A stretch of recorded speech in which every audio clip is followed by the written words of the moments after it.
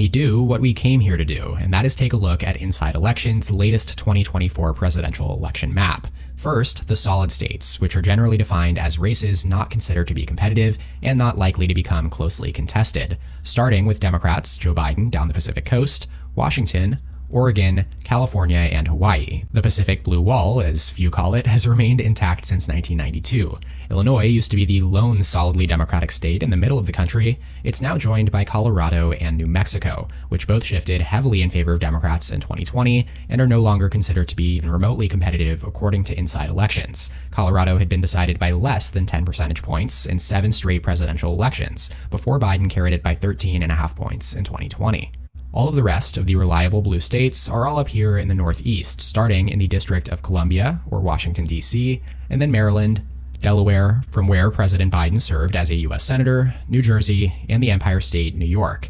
Then in New England, we have Connecticut, Rhode Island, Massachusetts, and Vermont, as well as Maine's 1st Congressional District. So that gives Democrats a pretty large foundation at 196 electoral votes. It would take a truly monumental landslide for Joe Biden to receive any fewer electoral votes than this baseline number. As for Donald Trump and the Republican Party, the states considered to be solidly red this cycle include the last frontier state, Alaska. In the Mountain West, we have Utah, Idaho, Montana, and Wyoming. Right down the Great Plains in Middle America, North and South Dakota, Nebraska's statewide contest and its 1st and 3rd congressional districts. We'll get to the 2nd one later on. Then Kansas, Oklahoma, and Missouri.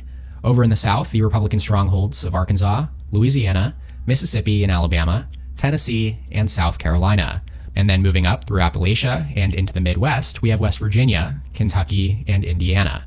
Now, these 20 states spread out across the middle of the country provide Republicans with just 125 electoral votes, significantly behind the Democratic Party's safe states total. They can thank California, Illinois, and New York for that, as without those 3 electoral behemoths, they would only have 118 electoral votes behind Republicans. Ultimately, while Democrats run up large margins in these urban population centers along the coasts, Republican states just tend to be more spread out and are sparsely populated, therefore having fewer electoral votes. But let's move on now to the